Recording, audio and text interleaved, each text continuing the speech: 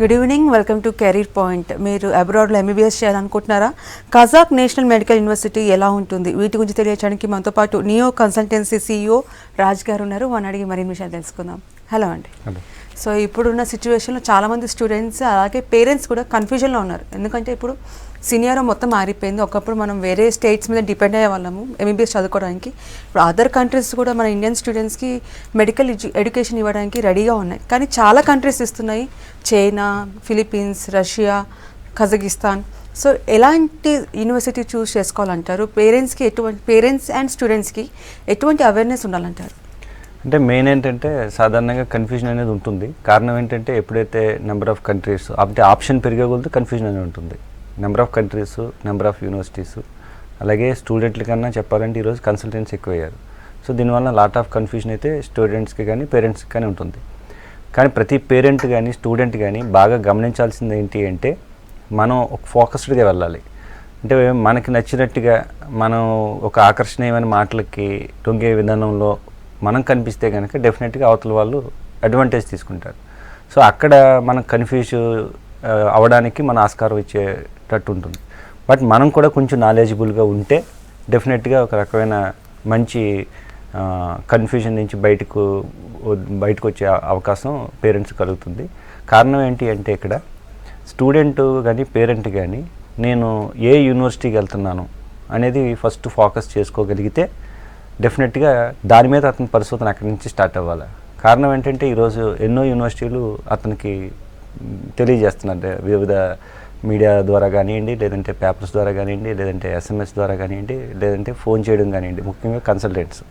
So వాళ్ళు చెప్తున్నప్పుడు consultant చెప్పిన మాటనే పూర్తిగా నమ్మేటట్టుగా కాకుండా సో వాళ్ళు ఏ యూనివర్సిటీ చెప్తున్నారు యూనివర్సిటీ పేరు ఇమీడియట్గా రాసుకుని దాన్ని మనం ర్యాంకింగ్స్ని కనుక చెక్ చేసుకుంటే ఒక 50% నాలెడ్జ్ వచ్చేస్తుంది. ర్యాంకింగ్స్తో పాటు ఆ యూనివర్సిటీ అసలు ఎప్పుడు స్థాపించారు, 5 సంవత్సరాల క్రితం స్థాపించారా, లేదంటే 10 సంవత్సరాలు అయిందా, 50 సంవత్సరాలు అయిందా, 100 సంవత్సరాలు అయిందా అని ఎప్పుడు స్థాపించారు అనేది ఒకటి గమనించుకోవాలి. రెండోది ఏంటి అంటే గవర్నమెంట్ యూనివర్సిటీయా ప్రైవేట్ యూనివర్సిటీ అనేది గమనించుకోవాలి. సో దీనివల్ల ఏంటంటే స్టూడెంట్కి పేరెంట్కి ఒక రకమైన అవగాహన వస్తుంది. అలాగే మనం విదేశీ వైద్య విద్యకి విదేశాలకు పంపిస్తున్నాం కాబట్టి అక్కడ కోర్స్ కంప్లీట్ చేసిన తర్వాత ఇక్కడికి వచ్చి మనం ప్రాక్టీస్ చేసుకోవాలి అంటే దాని యొక్క రికగ్నైజేషన్స్ ఏంటి, అలాగే మనం పోస్ట్ గ్రాడ్యుయేషన్ కూడా ఈరోజు చాలా ఇంపార్టెంట్ కాబట్టి పోస్ట్ గ్రాడ్యుయేషన్ చేసే అవకాశాలు ఆ యూనివర్సిటీలో ఉన్నాయా, లేదు అంటే ఆ యూనివర్సిటీకి ఇంకా ఏదైనా రికగ్నైజేషన్స్ ఉండి రేపు అమెరికా కానీ, జర్మనీ కానీ, ఆస్ట్రేలియా, ఇది యునైటెడ్ కింగ్డమ్ ఇలాంటి దేశాలకు వెళ్ళే అవకాశం ఉందా లేదా అనే దాని గురించి స్టూడెంట్కి ఒక అవగాహన ఉండాలి. దానికి సంబంధించి ఈరోజు medical council of India rules and రెగ్యులేషన్స్ని తెలియపరచడం జరిగింది. అలాగే ఇండియన్ ఎంబసీస్ ఎక్కడైతే ఏ కంట్రీ అయితే అతను వెళ్తున్నాడో అక్కడ ఇండియన్ ఎంబసీస్ కూడా ఉంటాయి కాబట్టి వాళ్ళ ఎంబసీస్ వెబ్సైట్స్ని కూడా విజిట్ చేసి దాంట్లో ఉన్న మంచి చెడ్లు ఏంటనేది మనం ఈజీగా తెలుసుకోవచ్చు. సో ఇటువంటి అవగాహన అంతా కూడా స్టూడెంట్కి పేరెంట్కి వచ్చిన తర్వాత వాళ్ళు ఏ యూనివర్సిటీ అయితే చెప్తున్నారు, ఏ కంట్రీ అయితే చెప్తున్నారో ఆ కంట్రీలో చదువుతున్న విద్యార్థుల కన్నా కూడా ఆల్రెడీ కంప్లీట్ అయ్యి తిరిగి వచ్చి ఇక్కడ స్థిరపడుతున్న విద్యార్థులు ఎవరైతే ఉన్నారో వాళ్ళని కూడా కన్సల్ట్ చేసి సో వాళ్ళ యొక్క పాసిబిలిటీస్ లేదంటే వాళ్ళు ఎటువంటి పరిస్థితుల్లో ఉన్నారు, వాళ్ళ స్క్రీనింగ్ టెస్ట్ని ఆల్రెడీ కంప్లీట్ చేసుకున్నారా లేదా, అలాగే పోస్ట్ గ్రాడ్యుయేషన్ ఏమైనా చేస్తున్నారా, లేదంటే గవర్నమెంట్ జాబ్లో ఉన్నారా, ప్రైవేట్ జాబ్లో ఉన్నారా, సో వాళ్ళకి అక్కడున్న పరిస్థితులు ఏంటి, ఇక్కడున్న పరిస్థితులు ఏంటి బాగా తెలుస్తాయి కాబట్టి వాళ్ళని కూడా ఇంటరాక్ట్ అవ్వడం అనేది ఒక పద్ధతిలో మంచిది. అలాగే ఒక కన్సల్టెంట్ని మనం ఎంపిక చేసుకున్నప్పుడు డెఫినెట్గా ఈరోజు స్టూడెంట్ ఒక బలహీన పరిస్థితిలో ఉన్నాడు, సీట్ రాలేదనే ఒక దిగులుతో ఉన్నాడు కాబట్టి సో అతనికి అవతలో ఏం చెప్పినా కానీ అతనికి ఈరోజు అట్రాక్టివ్గా కనిపిస్తుంది. సో దాన్ని పక్కన పెట్టి కొంచెం కన్సల్టెంట్ కూడా కరెక్టా కాదా, అసలు ఇతని ట్రాక్ రికార్డ్ ఏంటి, అంటే యూనివర్సిటీని మనం ఏ విధంగా అయితే మనం పరిశీలిస్తున్నామో కన్సల్టెంట్ని కూడా అదే విధంగా మనం పరిశీలించుకోవాలి. యూనివర్సిటీని పరిశీలించడానికి మనకి యూనివర్సిటీ అందుబాటులో లేదు కాబట్టి మనం కొంచెం పరిశీలించడం కష్టం, అందుకని మన వెబ్సైట్ల మీద డిపెండ్ అవుతున్నాం. కానీ కన్సల్టెంట్ని పరిశీలించడం అనేది చాలా ఈజీ. ఎందుకు పరిశీలించడం చాలా ఈజీ అంటే మనం డైరెక్ట్గా ఆఫీస్కి విజిట్ చేయొచ్చు, హ్యాపీగా అడగచ్చు. ఎందుకంటే మనకి ఈరోజు రైట్ ఆఫ్ ఇన్ఫర్మేషన్ యాక్ట్ ఉంది కాబట్టి అసలు మీ సంస్థ రిజిస్ట్రేషన్ అయ్యిందా లేదా, అసలు ఏంటి, మీరు ఏ యూనివర్సిటీస్తో పనిచేస్తున్నారు, మీ యూనివర్సిటీ పనిచేస్తుంటే యూనివర్సిటీకి ఉన్న ఒప్పందాలు ఏంటి, సో మీరు డైరెక్ట్గా పనిచేస్తున్నారా లేదంటే మీరు ఏమన్నా సబ్ ఏజెంట్స్గా వ్యవహరిస్తున్నారా, ఇటువంటివన్నీ కూడా తెలుసుకున్న తర్వాత అలాగే మీ బ్యాక్గ్రౌండ్ ఏంటి, ఈ సంస్థ పెట్టి ఎన్ని సంవత్సరాలు అయింది, మీరు ఎన్ని సంవత్సరాల నుంచి చేస్తున్నారు, మీకున్న అనుభవం ఏంటి, విదేశాల్లో మీరు ఎప్పుడైనా వెళ్ళారా? కారణం ఏంటంటే ఈరోజు నాకు తెలిసి దగ్గర ఒక 100 మంది కన్సల్టెంట్లు ఉంటే 80 మంది కన్సల్టెంట్లు కనీసం ఆ దేశానికి కూడా వెళ్ళి, వాళ్ళకి పాస్పోర్ట్లు లేని వాళ్ళు చాలామంది ఉన్నారు, పాస్పోర్ట్లు ఉన్న వీసాలు లేని వాళ్ళు చాలామంది ఉన్నారు, ఆ యూనివర్సిటీస్ని చూసిన సందర్భం లేదు, విదేశాలకు వెళ్ళిన సందర్భం లేదు. సో అలాంటి వాళ్ళు ఏ విధంగా విద్యార్థులను గైడ్ చేస్తారు, ఏ విధంగా తల్లిదండ్రులను గైడ్ చేస్తారు అనేది నెంబర్ 1 క్వశ్చన్.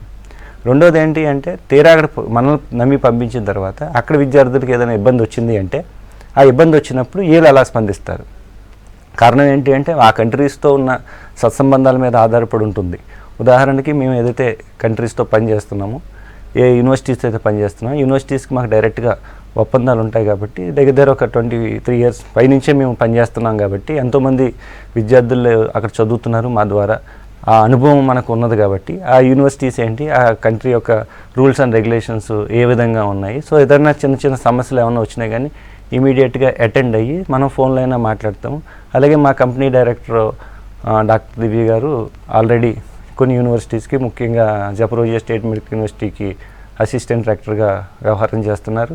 అలాగే కజాక్ నేషనల్ మెడికల్ యూనివర్సిటీకి అకాడమిక్ అడ్వైజర్గా వ్యవహరిస్తున్నారు. అలాగా కొన్ని యూనివర్సిటీస్కి అఫీషియల్గా అపాయింట్ అయ్యి పనిచేస్తున్నారు కాబట్టి సో విద్యార్థికి కానీ అక్కడ ఏదైనా చిన్న సమస్యలు వస్తే ఇమీడియట్గా తనని డైరెక్ట్గా కమ్యూనికేట్ అయ్యి ప్రాబ్లమ్ని సాల్వ్ చేసుకునే పద్ధతిలో కూడా ఈ విధంగా కూడా ఉంటుంది. సో ఇలాంటి పరిస్థితులన్నీ కూడా ఎడ్యుకేషన్కి వెళ్ళే ముందు ఏ విధమైన సమాచారం ఇస్తున్నారు, వీళ్ళు కేవలం లాభాపేక్షతో ఆలోచన చేస్తున్నారా, లేదంటే నిజంగా ఒక మంచి మెడికల్ ఎడ్యుకేషన్ ఇవ్వాలని ఒక తపన తాపత్రయం వీళ్ళల్లో ఉన్నాయా అనేది ఒక 5-10 మినిట్స్లో పేరెంట్కి ఈజీగా అర్థమవుతుంది.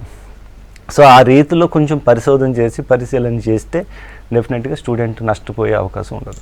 ఓకే, సో ఇప్పుడున్న సిచ్యువేషన్ చాలామంది పేరెంట్స్కి కానివ్వండి, స్టూడెంట్స్కి కానివ్వండి ఒక నెగిటివ్ ఇంప్రెషన్ ఉంది. అంటే అబ్రాడ్లో చదివిన స్టూడెంట్స్కి ఇక్కడికి వచ్చిన తర్వాత సెటిల్మెంట్ ఉండదు, చాలా ఇయర్స్ పడుతుంది సెటిల్ అవ్వడానికి, అక్కడ చేసిన వాళ్ళకి డిగ్రీ ఇక్కడ వాల్యూ ఉండదు అనేసి ఇలాంటి కొన్ని అపోహలు ఉన్నాయి.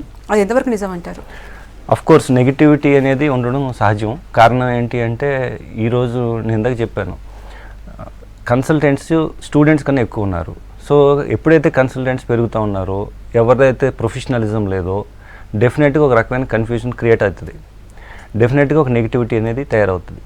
ఈరోజు ఉదాహరణకి యూరప్ తీసుకోండి, లేదా రష్యా తీసుకోండి, లేదంటే కజాక్ తీసుకోండి, లేదంటే చైనా తీసుకోండి. ఈ 4 కంట్రీస్ని కనుక మనం చూస్తే కనుక అక్కడికి ఎవరు పడితే వాళ్ళు వెళ్ళి పని చేయడానికి అవకాశం లేదు. కారణం ఏంటంటే వాళ్ళకి ఆ యూనివర్సిటీలతో ఒప్పందం చేసుకోవాలన్నా, ఆ కంట్రీస్తో మనం పని చేయాలన్నా మన కంపెనీకి ఒక ప్రొఫైల్ ఉండాలి, మనకు ఒక మంచి ట్రాక్ రికార్డ్ ఉండాలి. అవన్నీ చూసుకున్న తర్వాత అక్కడ మనం అగ్రిమెంట్స్ ఇచ్చిన తర్వాత అప్పుడు మనం పని చేస్తాం.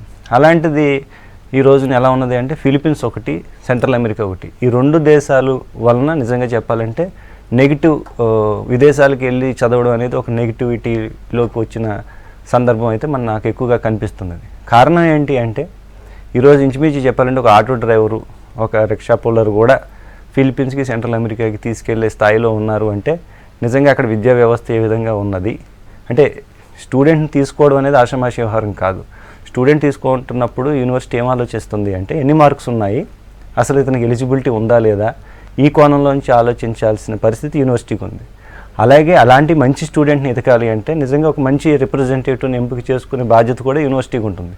అలాంటి రిప్రజెంటేటివ్స్ని ఎంపిక చేసుకునే దాంట్లో కూడా సరైన అవగాహన లేని యూనివర్సిటీస్ కానివ్వండి, అలాంటి కంట్రీస్ కానివ్వండి, అది ముఖ్యంగా నాకు ఫిలిప్పీన్స్, సెంట్రల్ అమెరికా మీద అయితే నాకైతే మంచి ఉద్దేశం లేదు. దీనివల్ల చాలామంది నెగిటివిటీ ఫీలింగ్లోకి వెళ్ళిపోయారు. కారణం ఏంటి అంటే ఈరోజు ఎంబీబీఎస్ చదవాలని ఒక తాపత్రయంతో స్టూడెంట్ ముందుకు వెళ్తున్నాడు. అతనికి నీకు ఫస్ట్ ఇయర్లో, సెకండ్ ఇయర్ 3 సంవత్సరాలు, 4-5 సంవత్సరాల్లో నీకు ఎంబీబీఎస్ కంప్లీట్ అయిపోతుంది, మొదటి సంవత్సరం నేను తీసుకెళ్ళి ఎంబీబీఎస్లో కూర్చోబెడతాననేసి ఒక అబద్ధాన్ని కొంతమంది తెలియజేస్తున్నారు. బట్ మేము 2014లో ఫిలిప్పీన్స్కి వెళ్ళిన తర్వాత మేము ఎప్పుడైతే ఆ యూనివర్సిటీస్తో అగ్రిమెంట్ చేసుకున్నాం, మేము అంబసీస్ని విజిట్ చేసి చాలా అఫీషియల్గా మీట్ అయ్యి అంత విషయాలన్నీ కూడా సేకరించిన తర్వాత మాకు తెలిసింది, బాగా అర్థమైంది ఏంటి అంటే అక్కడ డైరెక్ట్ ఎంబీబీఎస్ అనేది లేదు. సో స్టూడెంట్ని తీసుకెళ్ళి డైరెక్ట్ ఎంబీబీఎస్ కాకుండా మళ్ళీ ఇతను ఏదైతే ఇంటర్మీడియట్ చదివారో సేమ్ అదే టైప్లో మళ్ళీ బీఎస్ అనే ఒక ప్రోగ్రామ్ని ఒక సంవత్సరం 2 సంవత్సరాలు చదివించడం, అది అయిన తర్వాత మళ్ళీ ఇక్కడ రాసే ఎంసెట్ లాంటి ఒక ఎన్మ్యాట్ అనే ఎగ్జామ్ రాసి మళ్ళీ అందులో క్లియర్ అయిన తర్వాత మెడిసిన్లోకి ప్రవేశించడం అనేది ఏదైతే ఉందో ఇది నిజంగా చెప్పాలంటే చాలా చిక్కుతో కూడుకున్నది. దీనివలన విద్యార్థికి ఒక 2-3 సంవత్సరాలు వేస్ట్ అయిపోతుంది. అంతేకాకుండా 7-8 లక్షలు అతను నష్టపోతున్నాడు. సో దానివల్ల ఏమవుతుందంటే తీరా అక్కడికి వెళ్ళిన స్టూడెంట్ కానీ ఆ పేరెంట్ కానీ డెఫినెట్గా అతను ఒక డిసప్పాయింట్మెంట్లోకి వెళ్ళిపోతాడు. అది 10 మందికి తెలియజేస్తాడు. లేదా ఆ స్టూడెంట్ని కానీ ఆ పేరెంట్ని కానీ ఆ కన్సల్టెంట్ ఇంకా కొన్ని మాటలు చెప్పి పర్వాలేదు నీకు అది చూస్తాను ఇది చూస్తాను ఆల్రెడీ నువ్వు ఖర్చు పెట్టావు కదా, నువ్వు ఇంక విధంగా ప్రోత్సహించు, నువ్వు ఇప్పుడు ప్రోత్సహిస్తే నీకు రేపు ఇంకో రకంగా హెల్ప్ చేస్తాను. ఎందుకంటే కొంతమంది పేరెంట్స్ కొంతమంది స్టూడెంట్స్ నిజంగా అలా స్ట్రగుల్ అవుతున్నా. ఎందుకంటే నన్ను సంప్రదించిన వాళ్ళు కూడా కొంతమంది ఉన్నారు. ఏమంటే మేము ఇలా స్ట్రగుల్ అవుతున్నాం కాబట్టి మేము మీ కాలేజెస్కి వచ్చి డైరెక్ట్ MBBSలో చదవాలనుకుంటున్నాం. మేము ఆల్రెడీ 2 సంవత్సరాలు అయింది 3 సంవత్సరాలు అయింది, ఇప్పుడు ఏమైనా అవకాశం ఉందా మీ దగ్గరికి వచ్చి జాయిన్ అవ్వడానికి అంటే నేను చాలా క్లియర్గా చెప్తున్నాను అలా అవకాశం లేదు. మీరు మళ్ళీ చదవాలనుకుంటే ఫస్ట్ ఇయర్ నుంచి MBBS చదవాలి. సో ఏదైతే మీకు జరిగిపోయిందో దాన్ని ఏ విధంగానే నేను భర్తీ చేయలేనంటే కొంతమంది ఆల్రెడీ వచ్చి మన దగ్గర అడ్మిషన్ తీసుకుని ఆల్రెడీ మన యూనివర్సిటీలో డైరెక్ట్ MBBS చదువుతున్న విద్యార్థులు ఉన్నారు. మరి కొంతమంది ఏంటంటే పాపం ఇంకా జరిగిపోయింది ఇక్కడి నుంచైనా ముందుకు వెళ్ళాలంటే పర్వాలేదు మీరు ఇక్కడ చదువుకుంటే మళ్ళీ మీ డబ్బులు మేము వాపస్ చేసే అవకాశం ఇస్తాము, మీరు కొంచెం ప్రమోట్ చేయండి అది ఇది అనే పద్ధతులు ఏదైతే ఉన్నారో అదంతా కూడా ఈరోజు పేరెంట్స్ స్టూడెంట్స్ కూడా కొంచెం లోతుగా ఆలోచన చేస్తున్నారు. అన్ని కన్సల్టెంట్ని మీట్ అవుతున్నారు, అన్ని దేశాల్లో చదువుతున్న స్టూడెంట్స్ని మీట్ అవుతున్నారు, కానీ ఇది 10% చేస్తున్నారు. కానీ ఇంచుమించు ప్రతి విద్యార్థి తల్లిదండ్రులు ఎవరైతే విదేశాలకు వెళ్ళాలనుకుంటున్నారో అందరినీ మీట్ అయ్యి అందరు కన్సల్టెంట్స్తో పాటు అక్కడ చదువుతున్న విద్యార్థుల్ని అక్కడ చదివిస్తున్న తల్లిదండ్రులు కూడా కలిసిన తర్వాత ఒక రకమైన అవగాహన వస్తుంది. ఓకే, కాల్ తీసుకుందాము. Prakash from Kurnool. Hello madam, నమస్తే. నమస్తే అండి, అడగండి, మీ క్వశ్చన్ అడగండి. మేడం, విషయం ఏంటంటే మేము MBBS చేర్పించాలని అనుకుంటున్నాం మేడం. ఎంత ఖర్చు అవుతుంది? ఓకే అండి, అంటే మీరు ఏ కంట్రీలో చేయించాలనుకుంటున్నారు, ఏ యూనివర్సిటీలో చేయించాలనుకుంటున్నారు, సో దాని మీద ఆధారపడి ఉంటుంది. ఒకవేళ మీరు కనుక మా సంస్థ ద్వారా విదేశాలకు వెళ్ళి విద్యాభ్యాసం చేయాలి, MBBS చేయాలి అని అనుకుంటే కనుక మేము యుక్రెయిన్ పంపిస్తున్నాము, అలాగే కజాక్ పంపిస్తున్నాము, రష్యా పంపిస్తున్నాము, చైనా పంపిస్తున్నాము. ఫిలిప్పీన్స్ అనేది మాకు అగ్రిమెంట్స్ ఉన్నా కానీ నేను ఆల్రెడీ మీకు చెప్పాను, ఫిలిప్పీన్స్ పంపించడం వల్ల విద్యార్థులకి చాలా డబ్బు నష్టం తప్పితే వాళ్ళకి ఏ విధమైన ఉపయోగం లేదు అనేసి. సో ఆ కారణం చేత రెండోది ఏంటి అంటే చైనాకి ఎడ్యుకేషన్ సిస్టంలో వాళ్ళ క్వాలిటీ ఆఫ్ ఎడ్యుకేషన్ అంత బాగోలేదు. సో క్వాలిటీ ఆఫ్ ఎడ్యుకేషన్ కొంచెం మంచిగా ఇవ్వాలనే సదుద్దేశంతో వాళ్ళ సీట్లు బాగా తక్కువ చేయడం జరిగింది. సో దాంట్లో భాగంగా ఇప్పుడు ఈరోజు నిజంగా చెప్పాలంటే చైనాకి కూడా సీట్లు లేవు. ఒకవేళ మీరు చైనాకి వెళ్ళి చదువుకోవాలనుకుంటే కనుక అక్కడ education ministry English medium recognition లేని కాలేజెస్ ఏదైతే ఉన్నాయో అవి మాత్రమే అందుబాటులో ఉన్నాయి. సో అలాంటి కాలేజెస్కి వెళ్ళి MBBS చదువుకోవడం వల్ల విద్యార్థికి వచ్చే లాభం ఏమీ లేదు. కాబట్టి ప్రస్తుతం ఆప్షన్, నాకు తెలిసిన ఆప్షను, మా సంస్థ ద్వారా మీకు ఇవ్వగలిగిన ఆప్షన్ ఏంటంటే యుక్రెయిన్లో అయితే జప్రోజియా స్టేట్ మెడికల్ యూనివర్సిటీకి దగ్గర 20,90,000 వరకు ఖర్చు అవుతుంది. కజాక్ నేషనల్ మెడికల్ యూనివర్సిటీకి అయితే దగ్గర 18,47,000 వరకు ఖర్చు అవుతుంది. అదే రష్యా అయితే దగ్గర 18,74,000 వరకు ఖర్చు అవుతుంది. అలాగే ఈ మధ్యకాలంలో కొంత మధ్యతరగతి విద్యార్థులు తల్లిదండ్రులు వాళ్ళని బాగా లో ఇన్కమ్ ప్రొఫైల్ ఉన్న విద్యార్థులను దృష్టిలో పెట్టుకుని కొత్తగా సౌత్ కజాక్ అని ఇంకొక యూనివర్సిటీని కూడా పరిచయం చేయడం జరిగింది. సో ఆ యూనివర్సిటీ చదువుకుంటే కనుక 14,80,000 అవుతుంది. సో ఇలాగా ఈ 4 యూనివర్సిటీలని ప్రస్తుతం అడ్మిషన్స్ జరుగుతున్నాయి. బట్ కజాక్ నేషనల్ మెడికల్ యూనివర్సిటీకి అయితే ఇంకా అడ్మిషన్ స్టేజీ ఇంచుమించు నెలాఖరు లోపు క్లోజ్ అయిపోతుంది. సో దీనికి సంబంధించి మీరు ఎవరన్నా సరే అడ్మిషన్ తీసుకోవాలనుకున్నా దీనికి సంబంధించి ఫీజ్ స్ట్రక్చర్స్ కానివ్వండి, అలాగే అకామిడేషన్కి సంబంధించి కానివ్వండి, అక్కడ వాతావరణం కానీ, ఫుడ్ కానీ, ఎడ్యుకేషన్ కానీ, తర్వాత తదుపరి పోస్ట్ గ్రాడ్యుయేషన్ ఎడ్యుకేషన్ సంబంధించి కానీ, రికగ్నైజేషన్ సంబంధించి కానీ చాలా డౌట్స్ ఈరోజు ఉన్నాయి. కాబట్టి చాలామంది కన్ఫ్యూజన్లో ఉన్నారు. కాబట్టి మేము ఆల్రెడీ ఒక సెమినార్ కండక్ట్ చేసి స్పాట్ అడ్మిషన్స్ని కూడా నిర్వహించడం జరిగింది 2 వీక్స్ బ్యాక్. మళ్ళీ సేమ్ అదే పద్ధతిలో ఈ రేపు నీట్ రాస్తున్నారు కాబట్టి నీట్ రాసిన తర్వాత విద్యార్థులు తల్లిదండ్రులు వాళ్ళ పిల్లల్ని ఎంటబెట్టుకుని మాకు నియో హిమాయత్ నగర్ హైదరాబాద్ ఆఫీస్కి మీరు రాగలిగితే 25వ తారీఖుని సెమినార్ కండక్ట్ చేసి విదేశీ వైద్య విద్య మీద డిఫరెంట్ కంట్రీస్లో కంపేర్ చేస్తూ అడ్వాంటేజెస్ ఏంటి డిసడ్వాంటేజెస్ ఏంటి తెలియజేసి అక్కడి నుంచి వచ్చిన రిప్రజెంటేటివ్స్ కూడా ఉన్నారు యూనివర్సిటీ అఫీషియల్స్, వాళ్ళని కూడా కల్పించి మీకు ఒక చక్కటి అవగాహన ఇస్తాము. అలాగే మీ మార్కులను బట్టి మీకు స్కాలర్షిప్స్ ఏమైనా ఉంటే స్కాలర్షిప్స్ కేటాయించి స్పాట్ అడ్మిషన్స్ కూడా ఇవ్వడం జరుగుతుంది. ఓకే, నెక్స్ట్ కాల్ తీసుకుందాము. Srinivas from Warangal. Hello, madam good evening అండి. అడగండి, మీ క్వశ్చన్ అడగండి. Good evening sir. Good evening అండి. గుడ్ ఈవినింగ్ అండి. మేము వరంగల్ డిస్ట్రిక్ట్ మాట్లాడుతున్నాండి.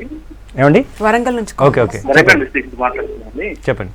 అంటే పాపను ఇక్కడ మామూలుగా ఎంబీబీఎస్ కొరకైనా సరే ఎంబీ క్లాస్ మన ఎంసెట్ రాస్తాం కానీ ర్యాంక్ రాలేదు సార్. మళ్ళీ అసలు ఇప్పుడు మీ అడ్వర్టైజ్మెంట్ చూస్తున్నాము, కంపల్సరీ మిమ్మల్ని వచ్చి కలుద్దాం అనుకుంటున్నాను. ప్లస్ అయితే ఇప్పుడు నాకు ఉన్న డౌట్ ఏంటి సార్ అంటే, ఇప్పుడు మామూలుగా ఇక్కడైతేనేమో ఎంబీబీఎస్ వచ్చిన తర్వాత ఫస్ట్ ఇయర్ సెకండ్ ఇయర్ తర్వాత మళ్ళీ వేరే హాస్పిటల్స్కి వెళ్ళి ప్రాక్టికల్ అంటే థియరీ కాకుండా ప్రాక్టికల్స్ నేను చేసేది.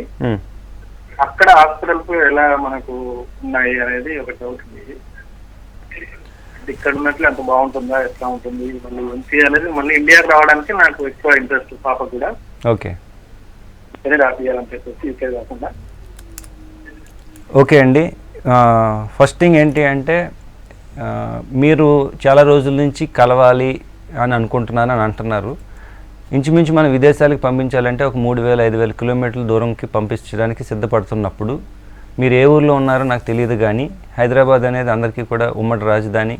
సో మేము హైదరాబాద్, మాకు మెయిన్ ఆఫీస్ హైదరాబాద్లో ఉన్నది కాబట్టి ఎవరైనా సరే ఎక్కడి నుంచి అయినా సరే పర్సనల్గా వచ్చి మమ్మల్ని కలవడం అనేది, ముఖ్యంగా నన్ను కలవడం అనేది ఇంపార్టెంట్ అని నేను అనుకుంటున్నాను. కారణం ఏంటి అంటే నాకు చాలా అనుభవం ఉంది. ఇంచుమించు 23 ఇయర్స్ నుంచి నేను ఇదే ఫీల్డ్లో ఉన్నాను. ఎన్నో కంట్రీస్తో నేను పనిచేస్తున్నాను, ఎన్నో యూనివర్సిటీస్తో నేను పనిచేస్తున్నాను. Medical council of India rules and రెగ్యులేషన్స్లో వచ్చిన మార్పులు అనేది నాకు బాగా తెలుసు. అంబసీకి సంబంధించిన అడ్వైజరీస్ తెలుసు. అలాగే విద్యార్థులు మంచిగా చదువుకుంటున్న వాళ్ళు, వాళ్ళ తల్లిదండ్రులు ఏ విధంగా స్పందిస్తున్నారు, అలాగే నష్టపోయిన విద్యార్థులు, నష్టపోయిన తల్లిదండ్రులు ఏ విధంగా ఉన్నారనేది, గుడ్ బ్యాడ్ అవన్నీ కూడా నేను చూశాను. కాబట్టి మీరు కనుక పర్సనల్గా రాగలిగితే మీ ఫైనాన్షియల్ క్యాపబిలిటీసు, అలాగే మీ స్టూడెంట్ అంటే బాబు కానీ పాప కానీ వాళ్ళ యొక్క ఎడ్యుకేషనల్ ఎబిలిటీసు ఈ రెండు కనుక నాకు తెలియజేయగలిగితే నేను మీకు అన్ని విషయాలు కూడా వివరంగా తెలియజేస్తాను. ఏ యూనివర్సిటీ ఏంటి, ఫీజు స్ట్రక్చర్ ఎలా ఉంటుంది, అలాగే ఎడ్యుకేషన్ స్ట్రక్చర్ ఎలా ఉంటుందని తెలియజేస్తాను. దాని మీదట మీరు ఒక నిర్ణయం తీసుకోవడానికి అవకాశం ఉంటుంది. నన్ను మాత్రం ఎందుకు కలవాలని నేను అంటున్నాను అంటే, ఈరోజు చెప్పాలంటే మార్కెట్ చాలా పొల్యూట్ అయిపోయింది. ఎంత పొల్యూట్ అయిపోయింది అంటే ఏజెంట్స్ ఎలాంటి పరిస్థితికి వచ్చారు అంటే డైరెక్ట్గా స్టూడెంట్ని ఆఫీసెస్ని కూడా అటాక్ చేసి, ఆఫీసెస్ అంటే ఇండైరెక్ట్గా అనమాట డేటాస్ని తీసుకుని ఆఫీసెస్లో ఉన్న సమాచారాన్ని వాళ్ళు చేసుకుని, లేదంటే ఆఫీస్లో ఉన్న స్టాఫ్ను కూడా మీకు కొంచెం డబ్బులు ఇస్తాము, మీరు ఎలాగైనా సరే మాకు కొంచెం కోఆపరేట్ చేయండి అని అదర్ కన్సల్టెంట్స్ కూడా కొనుక్కునే పరిస్థితి కోల్పోయింది. సో దీనివల్ల బాగా నష్టపోయేది ఎవరు అంటే తల్లిదండ్రులు, స్టూడెంట్స్. బట్ మనం యజమానులం కాబట్టి, ఆర్గనైజేషన్ మనది కాబట్టి ఎటువంటి ఇబ్బంది వచ్చినా, ఎటువంటి నష్టం వచ్చినా రేపు పూర్తిగా మేము చట్టబద్ధతకి అర్హులం, అంటే దానికి శిక్షకి అర్హులవుతాం. ఒకవేళ ఏదైనా నష్టం చేసాము, నష్టం జరిగింది అంటే కనుక. సో అటువంటి పరిస్థితుల్లో మనం ఉండం. కారణం ఏంటంటే ఇన్ని సంవత్సరాల నుంచి మనం పనిచేస్తూ దగ్గర 2,000 మంది డాక్టర్లని, ఇంజనీర్లని మనం తయారు చేసి ఆల్రెడీ 2,000 మంది డాక్టర్లు, ఇంజనీర్లు మన సంస్థ, మన నియో గ్రూప్ ద్వారా ఎంతోమంది చదువుతున్నారు. సో ఇంత పెద్ద ఆఫీస్ పెట్టుకుని, ఇన్ని యూనివర్సిటీలో ఇంత మంచి సంబంధాలు పెట్టుకుని, ఒక సొసైటీలో ఒక మంచి స్టేటస్తో ఆర్థికంగా బలంగా ఉంటూ డెఫినెట్గా స్టూడెంట్కి మంచి చేయాలి, విద్యార్థికి మంచి చేయాలని మనం ఆలోచన చేస్తాం. నన్ను కూడా చాలామంది కొనడానికి ప్రయత్నం చేస్తూ ఉంటారు. ఉదాహరణకి ఫిలిప్పీన్స్లో ఒక సీట్ చేస్తే కనుక 4 లక్షలు 5 లక్షలు మిగులుతుంది. నాకు ఎన్నో ఆఫర్లు చేస్తూ ఉంటారు. మీరు ఫిలిప్పీన్స్ గురించి ఏం మాట్లాడకండి, సెంట్రల్ అమెరికా గురించి మాట్లాడకండి, మీరు జస్ట్ మాట్లాడకుండా ఉంటే చాలు, మీకు డబ్బులు తీసుకోండి, ఎంత చెక్ రాసిమ్మంటారని అంటే నేను అసలు కాంప్రమైజ్ గాను. ఎందుకంటే స్టూడెంట్ వాళ్ళ భవిష్యత్తు ఇంపార్టెంట్, నాకు ఇది ఇంపార్టెంట్. కానీ అదే పద్ధతిలో ఒక ఆఫీసులో పనిచేసే ఒక వర్కర్కి నీకు ఒక 50,000 ఇస్తాను, లేదంటే నీకు 1,00,000 రూపాయలు ఇస్తాను, నువ్వు స్టూడెంట్ ఏదో విధంగా డైవర్ట్ చేసి నాకు పంపించు అని అంటే డెఫినెట్గా వాళ్ళు బలహీనలు అయిపోతారు. వాళ్ళకి పెద్దగా సంబంధమైన విషయం కాదు.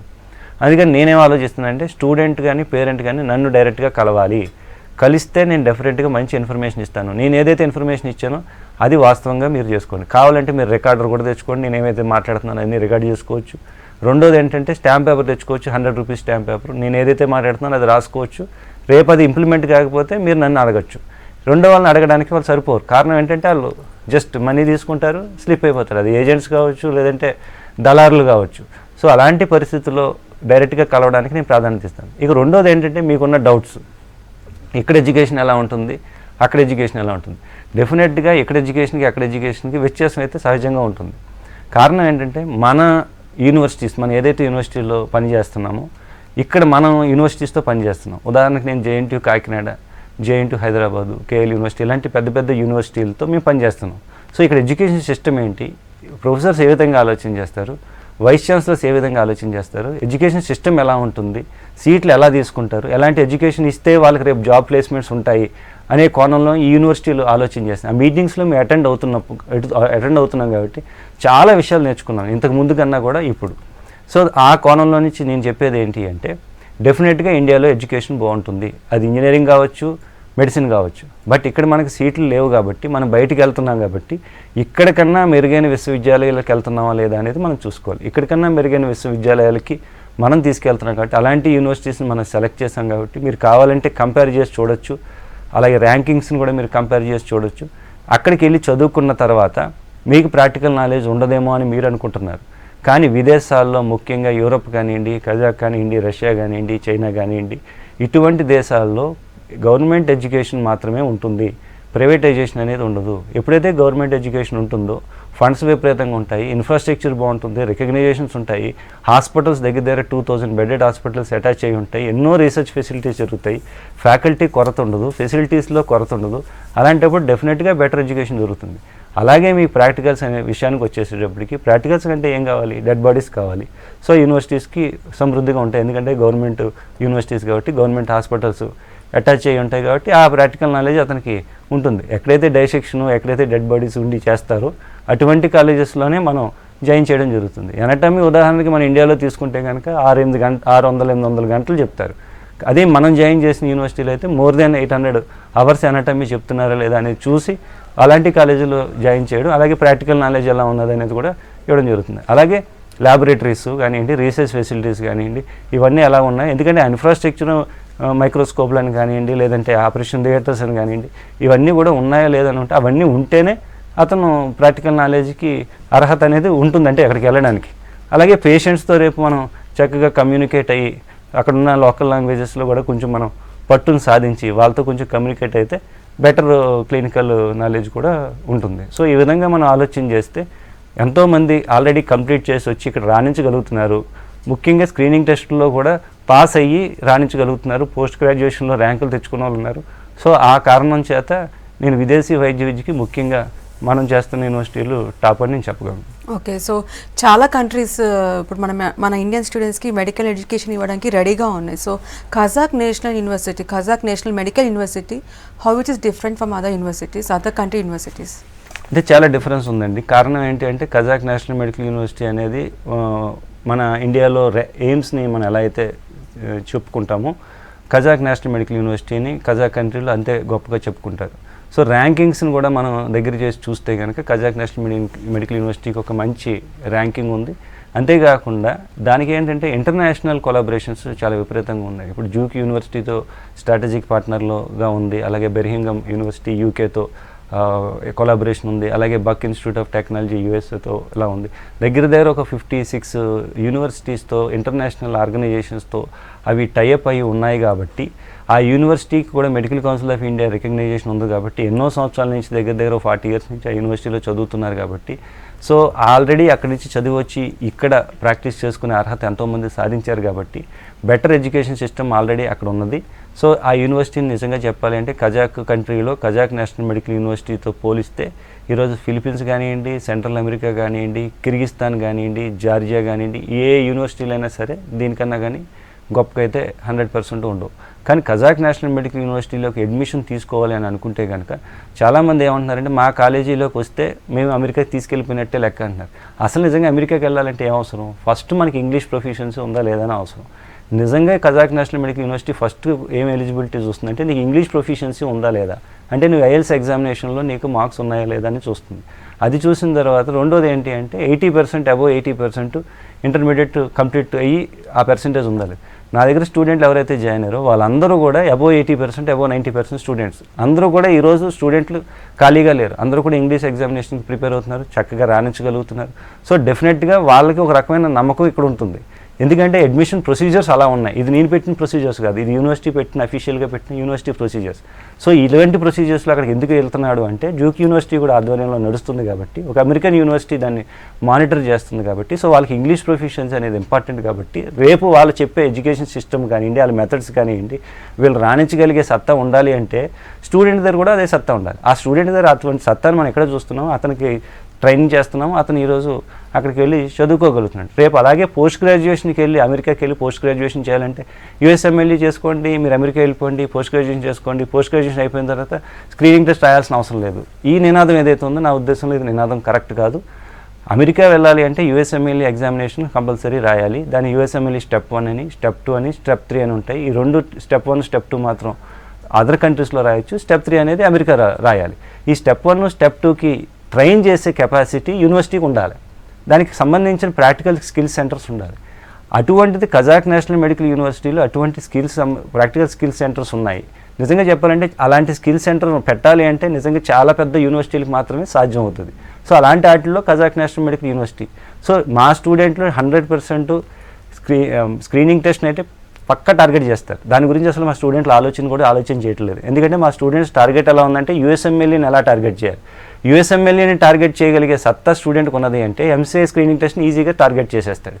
సో యూఎస్ఎంఎల్ఈని టార్గెట్ చేస్తాడు కాబట్టి 80% నా students USMLE step 1 step 2 during the education complete చేయాలనే లక్ష్యంతో యూనివర్సిటీ ఉంది, డ్యూక్ యూనివర్సిటీ ఉంది, మేము కూడా ఉన్నాం, స్టూడెంట్స్ కూడా దానికి సిద్ధంగా ఉన్నారు కాబట్టి సో కజాక్ నేషనల్ మెడికల్ యూనివర్సిటీలో చదవడం వల్ల స్టూడెంట్ ఎంబీబీఎస్తో పాటు తిరిగి వస్తాడు.